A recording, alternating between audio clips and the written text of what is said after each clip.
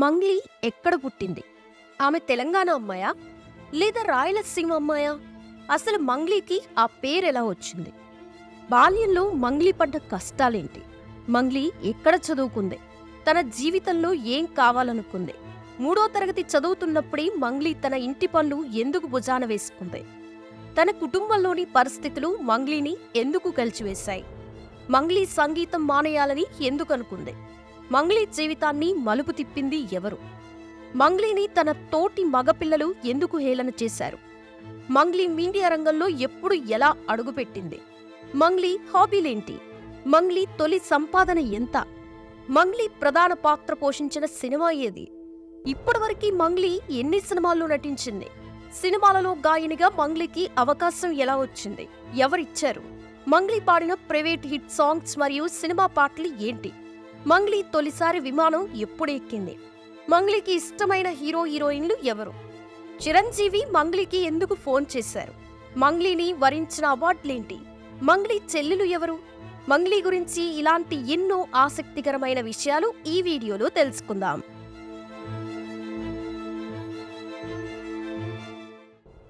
మంగ్లీ తెలుగునాటి ఈ పేరు తెలియనివారు లేరనే చెప్పాలి. మాస్, క్లాస్, జానపదాలు, ప్రైవేట్ ఆల్బమ్, సినిమా పాటలు ఇలా ఏ పాట పాడినా సూపర్ హిట్టే. తనదైన బేస్ వాయిస్తో పాటల ప్రియుల్ని ఉర్రూతలూగిస్తోంది ఈ రాయలసీమ అమ్మాయి. మంగ్లీ అలియాస్ సత్యవతి 1994 జూన్ 10న పుట్టింది. ఈమెది అనంతపురం జిల్లా గుత్తి మండలం బసినేపల్లి తాండాలోని ఓ పేద బంజారా కుటుంబం. మంగ్లీకి 2 చెల్లెళ్ళు, ఒక తమ్ముడు ఉన్నారు. లంబాడీ ప్రాంతాల్లో ఆడపిల్ల పుడితే అమ్ముకోవడం లేదా ఎవరికైనా ఇవ్వడం చేసేవారు. కానీ మంగ్లీ తల్లిదండ్రులలా చేయలేదు. పెళ్లైన ఎన్నో సంవత్సరాలకి పుట్టడంతో మంగ్లీని తల్లిదండ్రులు ఎంతో అల్లారుముద్దుగా పెంచుకున్నారు. 5వ తరగతి వరకు తాండాలోనే చదువుకున్న మంగ్లీ ఆ తర్వాత 6 నుంచి 10వ తరగతి వరకు బాలికల ఉన్నత పాఠశాలలో విద్యాభ్యాసం పూర్తి చేసింది. పేద కుటుంబం కావడంతో రూరల్ డెవలప్మెంట్ ట్రస్ట్ ద్వారా మంగ్లీ పాఠశాల విద్యను పూర్తి చేసింది. మంగ్లీ కెరియర్ను తీర్చిదిద్దడంలో రూరల్ డెవలప్మెంట్ ట్రస్ట్ సంస్థ చొరవ చాలానే ఉంది. ఆ సంస్థ సపోర్ట్తో మంగ్లీ జీవితం గొప్ప మలుపు తిరిగింది. లంబాడీలలో ఉండే కట్టుబాట్లు వలన మంగ్లీ తన బాల్యంలో ఎన్నో ఇబ్బందులు ఎదుర్కొంది. వయసొచ్చాక ఊరు దాటకూడదని, నోరు విప్పి మాట్లాడకూడదని లంబాడీ ఆడపిల్లలపై ఎన్నో ఆంక్షలుండేవి. అయితే మంగ్లీ వేదికలెక్కి పాటలు పాడితే తోటి మగపిల్లలు హేళన చేసేవారట. ఒకసారి జాతీయ యువ జనోత్సవాలలో పాల్గొనడానికి మంగ్లీ పంజాబ్ వెళ్లాల్సి వచ్చింది. కానీ కట్టుబాట్లు సాకుతో తాండా పెద్దలు తనను వద్దు అన్నారు. చివరికి తండ్రి, ఆర్డీటీ సభ్యులు నచ్చజెప్పి పంజాబ్కి వెళ్లి రైలు ఎక్కించారట. ఆ పోటీల్లో మంగ్లీ ఫస్ట్ ప్రైజ్తో తిరిగి వచ్చింది. దాంతో ఆర్డీటీ సభ్యులు మంగ్లీని సంగీతంపై దృష్టి పెట్టమని ఎంకరేజ్ చేశారు. అలా ఆర్డీటీ సంస్థ సలహాతోనే తిరుపతిలో కర్ణాటక సంగీతం నేర్చుకోవడంతో పాటు 10వ తరగతి తర్వాత ఎస్వి విశ్వవిద్యాలయంలో మ్యూజిక్ అండ్ డ్యాన్స్ డిప్లొమా కోర్సులో చేరింది. అప్పుడే సంగీతంపై పట్టు సాధించడంతో పాటు పూర్తి మెలకువలు నేర్చుకుంది. ఆ తర్వాత తన కెరియర్ మొదలుపెట్టి తెలంగాణలో పల్లె పాటలకి కేర్ ఆఫ్ అడ్రస్గా నిలిచింది. తొలినాళ్లలో మంగ్లీ అంటే తెలంగాణ అమ్మాయేమో అనేంతలా ఇక్కడ ప్రజలకు తన పాటలతో దగ్గరైంది.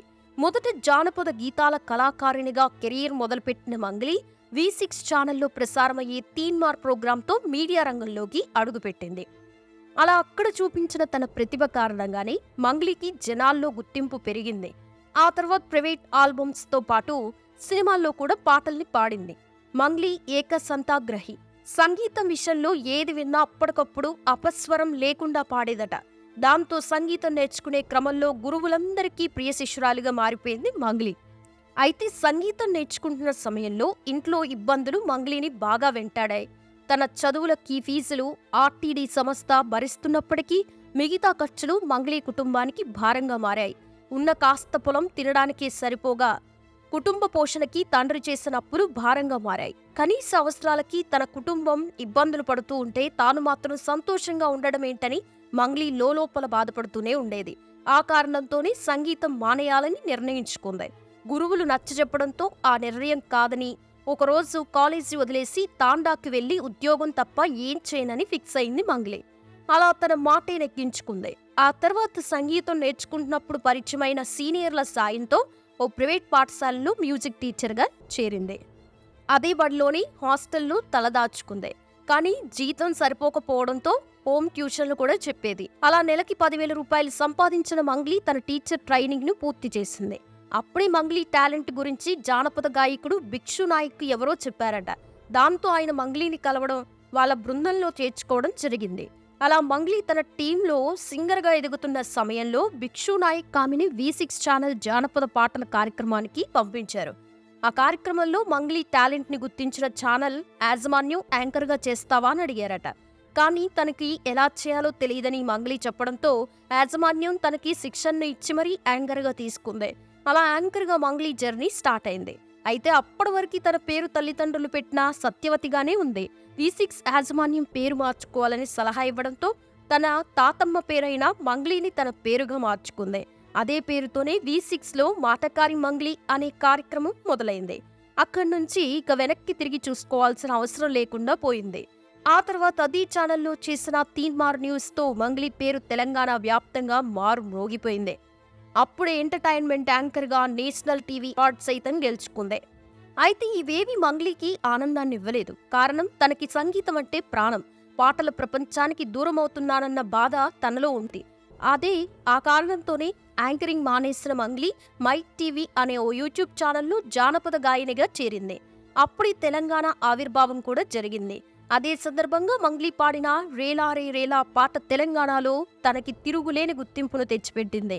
ఆ తర్వాత సినిమా పాటలు రచయిత కాసర్ల శ్యామ్ ద్వారా సినిమాల్లో కూడా స్వరంగ్రేటం చేసింది. అలా ఇప్పటివరకు పలు సినిమాల్లో తన గాత్రంతో మ్యాజిక్ చేసింది మంగ్లీ. అంతేకాదు నటిగా కూడా మంగ్లీకి అవకాశాలు వచ్చాయి. లంబాడీ ఆడపిల్లల్ని కాపాడుకోవాలంటూ సందేశాత్మకంగా తీసిన గోర్ జీవన్ అనే లంబాడీ చిత్రంలో మంగ్లీ ప్రధాన పాత్రలో నటించింది. ఆ తర్వాత ఉల్లాలా ఉల్లాలా, మాస్టర్ చిత్రాల్లోనూ క్యారెక్టర్ ఆర్టిస్ట్గా మంచి అవకాశాలు అందుకుంది. మైక్ టీవీ కోసం బతుకమ్మ పాటలు, గణేష్ చతుర్థి పాటలు, బోనాల పాటలు, ఉగాది, సంక్రాంతి, సమ్మక్క సారక్క పాటల్ని మంగ్లీ ఆలపించింది. అలాగే తెలంగాణ స్థాపక దినోత్సవం పాట, కేసీఆర్ పాట, బంజారా పాటలు, రేలారే రేలా, అమ్మవారాతి బొమ్మవా సహా పలు పాటలు పాడింది. ఇక 2018లో తెలంగాణ దినోత్సవం సందర్భంగా పాడిన ఓరుగల్లు కోట నడుగు పాట పెద్ద హిట్ అయింది. ఇక సినిమాల విషయానికి వస్తే నాగ చైతన్య నటించిన శైలజారెడ్డి అల్లుడు సినిమాలో టైటిల్ సాంగ్ పాడింది. ఈ చిత్రానికి గోపీ సుందర్ సంగీతం అందించారు. నీది నాది ఒకే కదా సినిమాలో పార్వతీ తనయుడువు అంటూ ఓ భక్తి గీతాన్ని మంగ్లీ పాడింది. జార్జ్ రెడ్డి చిత్రం కోసం పాడిన వాడు నడిపే బండి రాయల్ ఎన్ఫీల్డ్ అంటూ సాగే పాట, అలా వైకుంఠపురంలో రాములో రాములో పాట, లవ్ స్టోరీలో సారంగదరియా పాటలు మంగ్లీ కెరియర్లో పెద్ద హిట్ గా నిలిచాయి. అలాగే Saptagiri express, Rajmahal, Nagabhairavi, A1 express, Seetimaarr, Rang De, Robert, Radhakrishna, Alludu Adhurs, crack, జెట్టి, గల్లీ రౌడీ, పెళ్లి సందడి, ఏకల్వ చిత్రాల్లోనూ మంగ్లీ పాటలు పాడింది. ఏకలవ్య చిత్రాల్లోనూ మంగ్లీ పాటలు పాడింది. అంతేకాదు పుష్ప కన్నడ వర్షన్లో ఊ అంటావా అనే పాటకి గొంతు అరువిచ్చింది మంగ్లీ. గోల్మాల్ అనే ఓ తమిళ చిత్రంతో పాటు రౌడీ బాయ్స్ చిత్రంలోనూ మంగ్లీ పాటలు పాడింది. మంగ్లీ ప్రతిభకి అవార్డులు కూడా బాగా వచ్చాయి. అలా 2020లో ఉత్తమ జానపద కళాకారిణిగా తెలంగాణ రాష్ట్ర విశిష్ట మహిళా పురస్కారం అందుకుంది. ఇక మంగ్లీ గురించి మరికొన్ని విషయాలు. మంగ్లీ మాతృభాష లంబాడి. అసలు పేరు సత్యవతి భాయ్. ఉపాధి కోసం తల్లిదండ్రులు పనులకు వెళ్తూ ఉండడంతో 3వ తరగతి నుంచే మంగ్లీ ఇంటి పనులు చేసే బాధ్యత భుజాన వేసుకుంది. ఆ వయసులోనే వంట చేయడం, తన చెల్లికి తమ్ముడికి తినిపించడం, పొలం పనులకు వెళ్లిన తల్లిదండ్రులకి భోజనం తీసుకెళ్లడం మంగ్లీకి నిత్య దినచర్యగా ఉండేది. వ్యవసాయ పనుల్లో కూడా మంగ్లీ తల్లిదండ్రులకి సాయం చేసేది. పనులు చేస్తూ పాటలు పాడటం, గ్రామాల్లో పరిపాటి. అలా మంగ్లీకి తొలిసారి పాటలు పరిచయం ఏర్పడింది. ఆ సమయంలోని మంగ్లీ ప్రతిభను గుర్తించిన తండ్రి తనని బాగా ప్రోత్సహిస్తూ వచ్చారు. మంగ్లీ తన పాఠశాల విద్యను భారతీయ విద్యాభవన్ ఇంటర్నేషనల్ స్కూల్లో పూర్తి చేసింది. తనకి చదువు చెప్పిన ఉపాధ్యాయులు మంగ్లీని చాలా ప్రభావితం చేశారు. మంగ్లీ చిన్నప్పుడే మ్యూజిక్ టీచర్ కావాలనుకుంది. 10వ తరగతి తర్వాత మంగ్లీ ఇంటి పనులు మానేసి తనకిష్టమైన సంగీతంపై ఫోకస్ పెంచింది. మంగ్లీ కర్ణాటక సంగీతంలో డిప్లొమా చేసింది. మంగ్లీ తన కెరియర్ను 2013లో V6లో ప్రారంభించింది. తర్వాత HMTVలోనూ జోర్దార్ న్యూస్ అనే కార్యక్రమం చేసింది. ట్రావెలింగ్ చేయడం, పుస్తకాలు చదవడం, టీవీ చూడడం మంగ్లీ హాబీ. ప్రస్తుతం మంగ్లీ తన కుటుంబంతో కలిసి హైదరాబాద్లోనే ఉంటుంది. మంగ్లీకి హీరోలలో నాని అంటే, హీరోయిన్లలో శ్రీదేవి అంటే ఇష్టం. ఇష్టమైన సినిమా మహానటి. ఇష్టమైన ఆహారం హైదరాబాద్ బిర్యానీ. మంగ్లీ పాడిన ప్రైవేట్ ఆల్బమ్స్ అన్నీ పెద్ద హిట్. యూట్యూబ్లో ప్రతి పాట మిలియన్స్లో వ్యూస్ సంపాదించాయి. ఇక సోషల్ మీడియాలో కూడా మంగ్లీ యాక్టివ్గా ఉంటుంది. తనకి మంచి ఫ్యాన్ ఫాలోయింగ్ కూడా ఉంది. మంగ్లీని చాలా మంది ఆదిలాబాద్, లంబాడి, తాండాలో పుట్టిందనుకుంటారు. కానీ వాళ్ళది అనంతపురం జిల్లా. మంగ్లీ ప్రధాన పాత్ర వహించిన గోర్ జీవన్ చిత్రంలో పాటలు పాడడంతో పాటు ఫైట్లు కూడా చేసింది. మంగ్లీని తొలిసారి సినిమాల్లో పాటలు పాడడానికి పిలిచింది కాసర్ల శ్యామ్. మంగ్లీకి సినిమాల్లో తొలిసారి పాటలు పాడే అవకాశం ఇచ్చింది సంగీత దర్శకుడు గోపీ సుందర్. తెలంగాణ ఆవిర్భావం తర్వాత పాడిన రేలారే రేలారే పాటలు మంగ్లీ సెలబ్రిటీగా మారిపోయింది. ఆ పాట ఇచ్చిన గుర్తింపుతోనే తొలిసారి ఫ్లైట్ ఎక్కే అవకాశం కూడా లభించింది. అది కూడా అమెరికా ప్రయాణం. మంగ్లీ ప్రతిభకి ఈనాడు వసుంధర అవార్డు కూడా వచ్చింది. చిరంజీవి పుట్టినరోజు సందర్భంగా మణిశర్మ ఓ ప్రత్యేక గీతాన్ని రూపొందించారు. ఆ పాటను వేదికపై మంగ్లీనే పాడింది. అది విన్న పవన్ కళ్యాణ్ లేచి నిల్చుని మరీ చప్పట్లు కొట్టారు. మంగ్లీ ప్రతిభను గుర్తించిన చిరంజీవి ఫోన్ చేసి మరీ మెచ్చుకున్నారట. అంతేకాదు అల్లు అర్జున్ చిత్రంలో ఓ పాట పాడాలంటూ కూడా చెప్పారట. అంతేకాదు అల్లు అర్జున్ చిత్రంలో అలా వైకుంఠపురంలో రాములో రాములో పాట పాడే అవకాశం కూడా వచ్చింది. అల్లు అర్జున్ పుష్ప సినిమాలోనూ ఓ అంటావా మావా అనే పాట పాడింది మంగ్లీ చెల్లెలే. ఆమె పేరు ఇంద్రావతి చౌహాన్. ఆమె తన తొలి పాటని జార్జ్ రెడ్డి సినిమాలో పాడింది. అయితే ఆ పాట తనకి పెద్దగా గుర్తింపు తీసుకురాలేదు. పుష్ప సినిమాతో ఇంద్రావతి పేరు మారుమోగిందే. ఈ చిత్రంలో ఆమె పాడిన పాట తెలుగు నాట మాత్రమే కాదు, దేశవ్యాప్తంగా క్రేజ్ తెచ్చిపెట్టింది. గతంలో జెమినీ టీవీలో ప్రసారమైన బోల్ బేబీ బోల్ రియాలిటీ షోలోనూ ఇంద్రావతి పాల్గొంది. అయితే ఇప్పటికీ మంగ్లీ పెళ్లి చేసుకోకుండా ఒంటరిగా ఉన్న సంగతి తెలిసిందే. ఇక గతంలో మంగ్లీ తనకి వరుసకి బావ అయ్యే వ్యక్తితో పెళ్లి చేసుకుంటుందని జోరుగా వార్తలొచ్చాయి. కానీ తనకి పెళ్లి చేసుకునే ఉద్దేశం లేదని, అసలు తనకి తెలియని బావ ఎక్కడి నుండి వచ్చాడో అర్థం కావటం లేదని చెప్పింది. ఇక ఆమెకి లైఫ్లో ఇంకా సెటిల్ అవ్వాలని ఉందని, అప్పుడే పెళ్లి చేసుకోవాలని లేదని తెలిపింది.